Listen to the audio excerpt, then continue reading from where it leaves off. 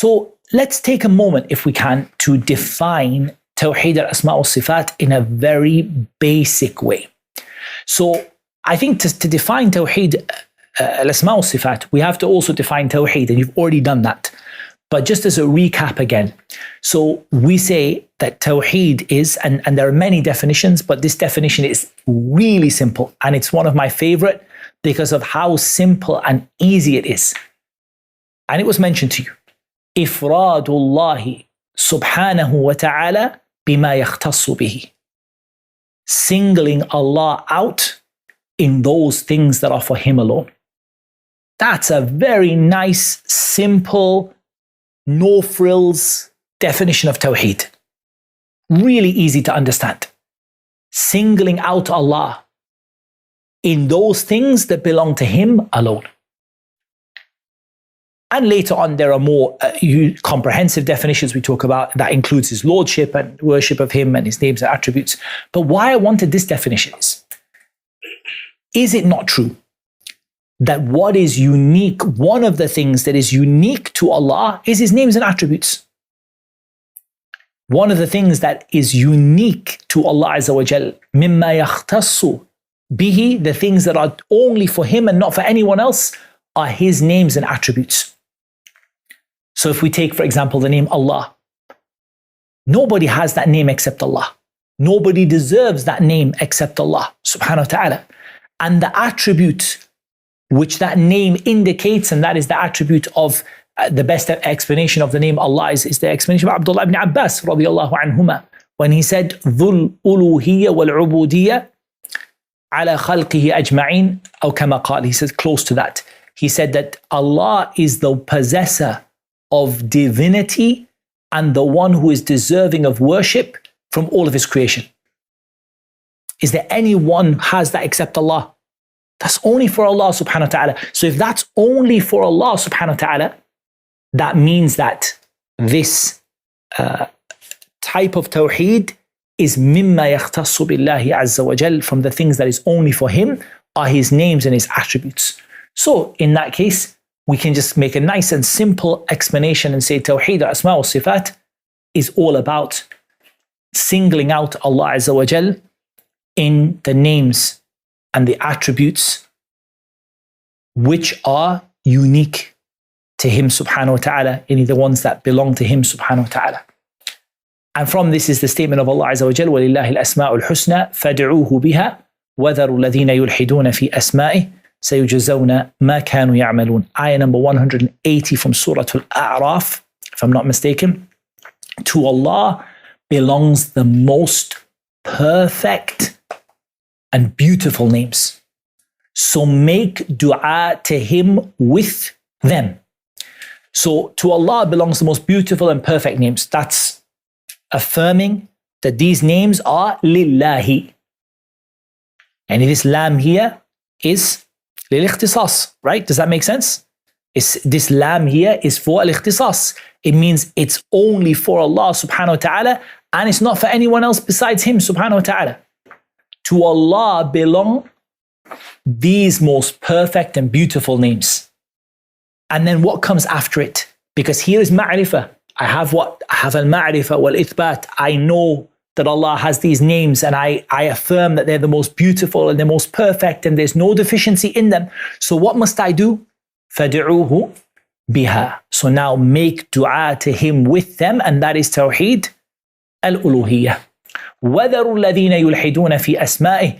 And leave those who practice deviancy with regard to His names. سَيُجْزَوْنَ مَا كَانُوا يَعْمَلُونَ. They will be rewarded or recompensed for what it is that they used to do. We're going to come back to the issue of deviancy in the names.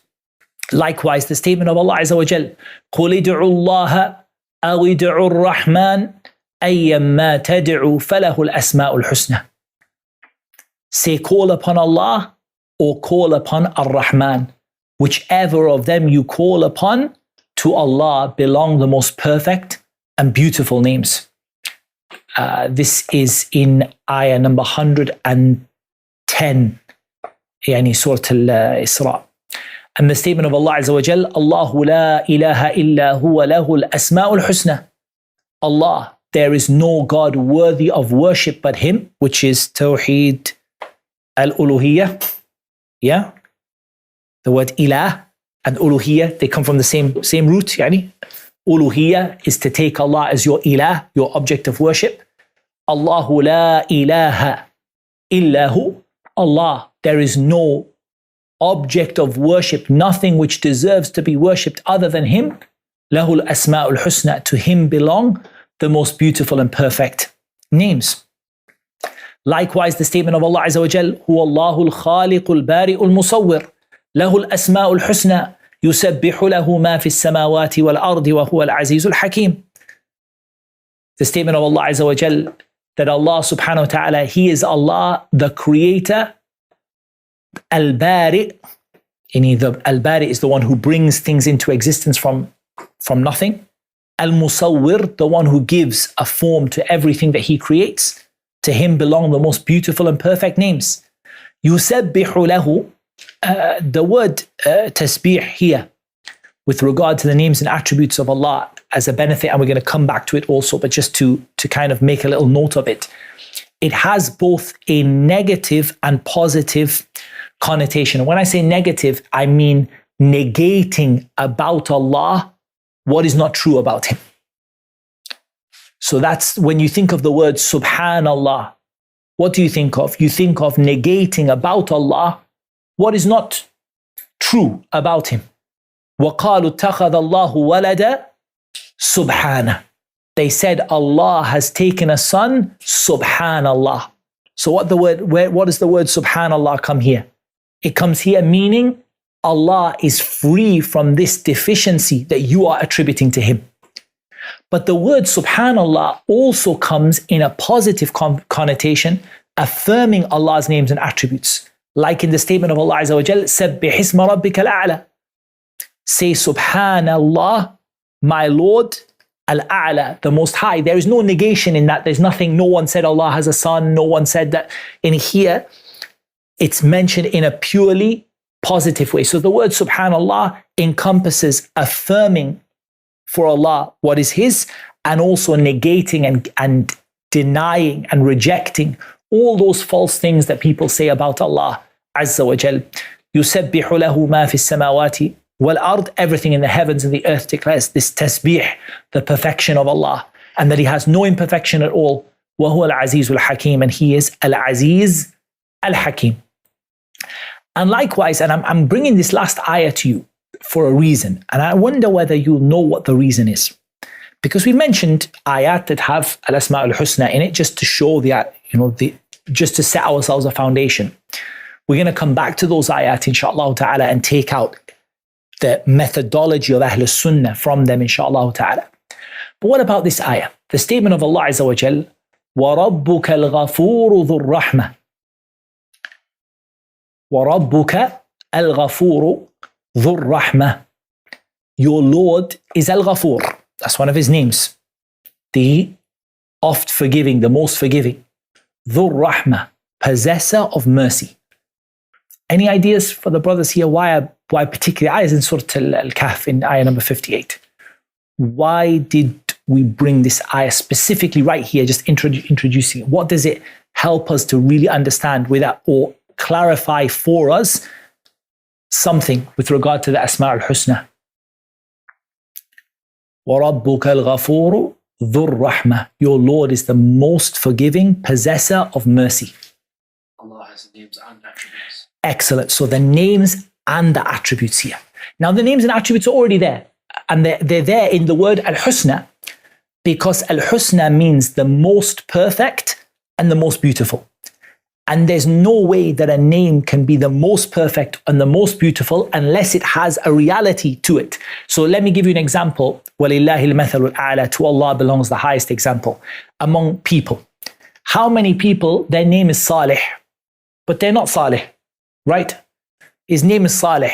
Rajul ismu Salih, yani his name is Salih. His name is Salih. Salih means what? Righteous. But he's not righteous. Yani fasiq, he does all kinds of haram, but his name is Salih. So his name is just a name. It doesn't actually contain a reality of an attribute that matches him perfectly. He could be called any name of which indicates that he's righteous or that he is taqi, or he is fearing of Allah, but that person may not actually be what that name says. As for Allah Azza wa Jal, Allah is Dhur Rahmah, possessing the attribute of mercy. And the reason I just mentioned it is the way that it's mentioned in Arabic is so clear that it's an attribute. Dhu is used for expressing attributes of people. You say, for example, Dhu khuluq, he's got good manners. You say, for example, Dhu mal, he's wealthy. And attributes of people like that, you mentioned them in Arabic, starting with Dhu. It's clearly an attribute. So it's showing that it's not just a name. Ar-Rahman is not a name that is just a name like that. Rather, Allah is Dhur Rahmah. Allah has attributes, and those attributes, every single name of His has an attribute which is also perfect. And we'll come to that, inshaAllah ta'ala, later. So from this, we've understood that Allah has names and attributes that are unique to Him. And therefore, we must single out Allah Azza wa Jal in those names and attributes. Now, here comes an interesting mas'ala or interesting question, which is, what is the difference then between Tawheed al-Rububiyyah and Tawheed al-Asma wa Sifat when we want to make a difference?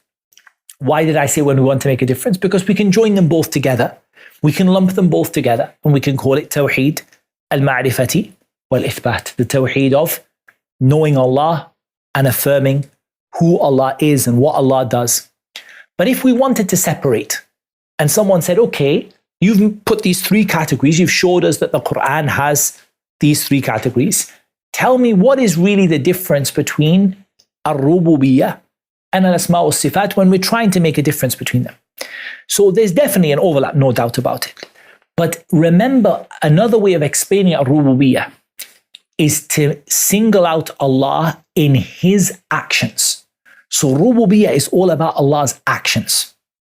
Does that make sense? Rububiyyah revolves around Allah's actions. What Allah does. In other words, nobody does what Allah does except Him. Now, no doubt those actions come from His names and attributes, in the sense that there are names and attributes, and some of those names and attributes have associated actions with them. So those have come from there.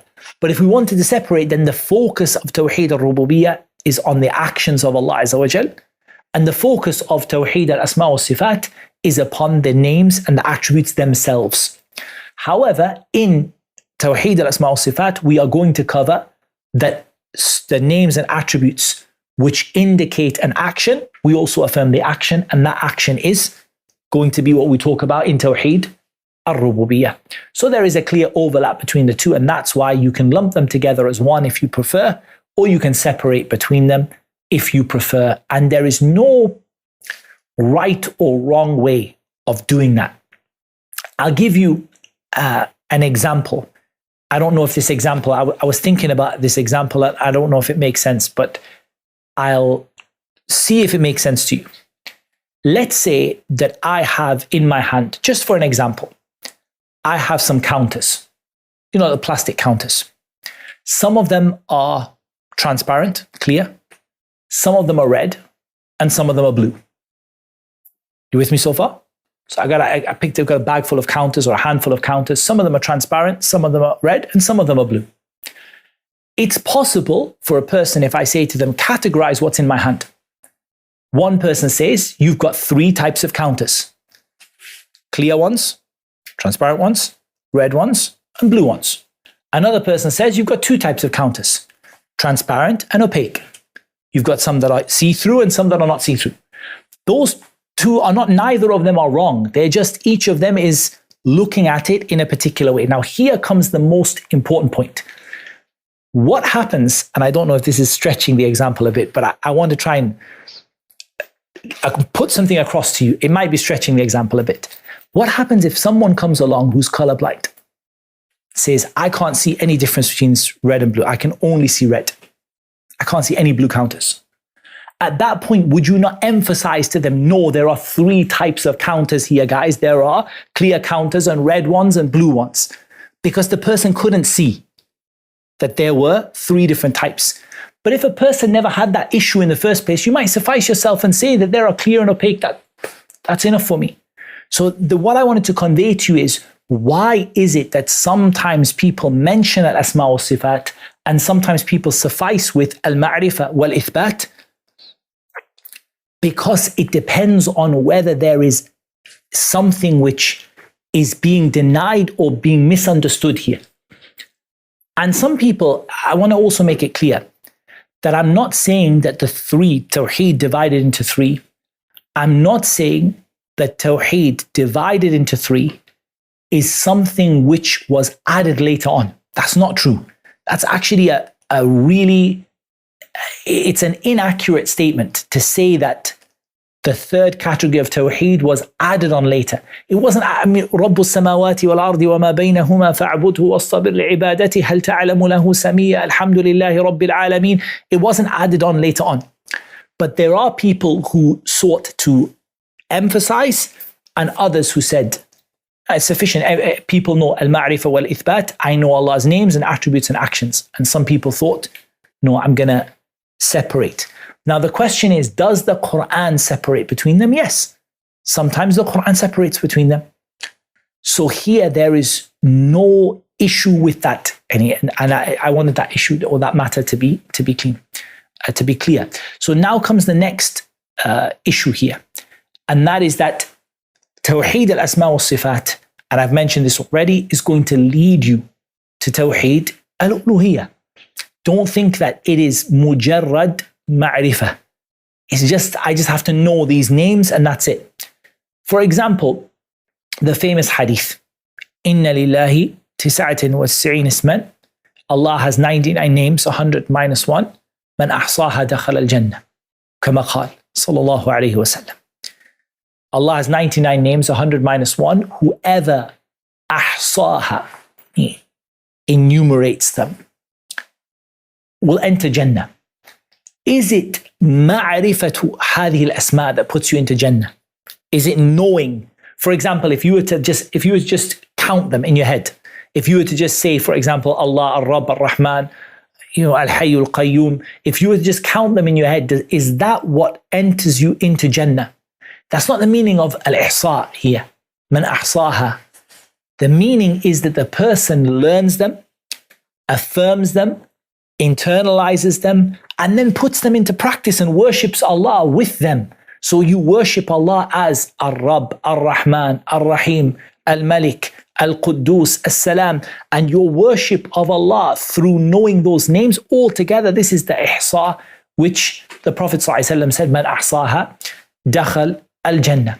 Here we'll mention a benefit, even though it's going to come later on in the Qawa'id, but we'll just highlight it here because sometimes people might watch a part of a video and then switch off, that there are not only 99 names for Allah Azza wa Jal. And that really is a matter of understanding the Arabic language, probably you could say is the most important thing here, because the word inna doesn't mean al-hasr. Do you remember, I think it was Ustad Abdurrahman was talking about al-hasr, was talking about what does it mean to say only this and nothing else. So if we want to say only this and nothing else, we would have to say innama lillahi tis'atun wa tis'un isman. If we said innama, that means there's only 99, there's not 100, there's not 101. Inna doesn't mean that. What inna means is that Allah has among all of his names 99 particular names that if you enumerate them and practice them in your life, you'll enter Jannah. So it doesn't mean only. The word only is not mentioned here. It's like, for example, I could say, in my pocket, I have $20, for example, or £20. That doesn't exclude the fact that I have $100 in my pocket or $1,000 in my pocket. As long as I have out of that 100, I have $20 out of it, and that's true to say I have $20 in my pocket. Does that make sense? And I said $20 in my pocket, I have 100 in my pocket. But it's true that I have 20, but I want to tell you something special about them. Like I say, I have $20 in my pocket for charity. So I have $20 in my pocket for charity. I might have $100 in my pocket, which I'm planning to spend on my family or my fuel or my food or whatever, but 20 of them have a special quality. And that's the meaning of the hadith, Inna lillahi tis'atan wa tis'een isman, that Allah's names are not limited by a fixed number. Now we're going to come back to that inshallah in the qawaid, but the reason I mentioned it here is just because I mentioned 99 names, and I know sometimes people might join the class and drop out of the class, and then they might get the wrong idea about it. So we're going back to taqsim at-tawhid. If you want to learn a little bit more about the division of tawhid, I know Sheikh Sadiq mentioned to you quite a bit, and he mentioned that it's reported from a number of famous scholars of Islam. I think perhaps the most famous in the beginning is Imam Abu Hanifa, rahimahullah ta'ala. For example, in his statement, Wallahu yuda'a min a'la la min asfal, he said, إذ إن asfal, or he said, إذ الأسفل ليس من وصف الربوبية والألوهية في شيء أو كما قال, close to that. I'm just reading it by memory, but it's close to that. He said, Allah is called upon above, not below, because lowliness has got nothing to do with rububiyyah and uluhiyyah at all. Now, in case you thought that isn't related to tawheed, because he mentions how many types of tawheed does Imam Abu Hanifa mention in that quote? And Asma wa Sifat. He said, Wallahu yuda'a min a'la la min asfal. And he said Allah is called upon in highness. That's his sifa, right? Sifat al-ulu. Ithbat al-ulu sifatan lillahi azza wa jal. So, but he talks about al-uluhiyyah or rububiyyah. In case someone might think that we're taking the kalam of the Imam Abu Hanifa and we are, maybe trying to get a bit more out of it than is in there, then go back to what Sheikh Sadiq told you about Imam al-Tahawi. Whose aqeedah is Imam al-Tahawi quoting? This is the aqeedah of who? Abu Hanifa and Abu Yusuf and Muhammad ibn al-Hasan. He says that right at the beginning of his aqeedah Tahawiyah, that this aqeedah of mine is a truthful rendition of the aqeedah of Abu Hanifa and Abu Yusuf and Muhammad ibn al-Hasan. What does he say in the beginning? نقول في توحيد الله معتقدين بتوفيق الله إن الله واحد لا شريك له ولا شيء مثله ولا شيء يعجز ولا إله غيره, as he says. So here, he specifically says this is Abu Hanifa's belief about the tawheed of Allah Azza wa Jal. On that point, a person might raise an issue. This is going back a little bit, but it just came to my mind. Someone might say, I'm not even going to argue with you about this tawheed al-asma wa sifat, and I'm going to say this word tawheed, where did it come from? Like, in the word tawheed itself is used in some of the narrations. You can find it. Like in the narration of the hadith of Mu'adh ibn Jabal, when the Prophet ﷺ sent him to Yemen to give da'wah to Ahl Kitab. And in one of the narrations, وَفِي رِوَايَةٍ, he said to him, فَلْيَكُنْ أَوَّلَ مَا تَدْعُوهُمْ إِلَيْهِ أَنْ يُوَحِّدُوا اللَّهِ. Let the first thing you call them to be the tawheed of Allah. Even if you say that is riwayah bil ma'na, it's being narrated by meaning, it still shows that that word, La ilaha illallah, and the shahadatain and tawheed of Allah were synonymous in the time of the early generations. Yani when the narrators were narrating the hadith of the Prophet ﷺ before the time of Imam al-Bukhari, in the golden generations of Islam, those words were synonymous. Yani La ilaha illallah and tawheed, and they used them, they swapped them out. So some of the narrations say, أن يوحدوا الله فليكن أول ما تدعوهم إليه شهادة أن لا إله إلا الله. Let the first thing you call them be the shahada of La ilaha illallah, the tawheed of Allah, and so on. So the word was not unknown.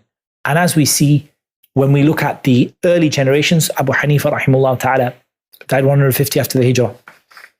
We see that this word tawheed, and even tawheed al-rububiyyah, tawheed al-uluhiyyah, these were words that were known to the people. They were not unusual to the people. And actually, to be quite honest with you, another argument you can make is that even عند الفرق الضالة, the misguided groups also use the word. They might use it for in a slightly different context, but they also use the same word as well. But that's just للفائدة, for a benefit. So we spoke about the taqsim of tawhid briefly, just to get, because we wanted to, really what I wanted to do is for you to be thinking about tawhid al-asma wa sifat and where it fits in, and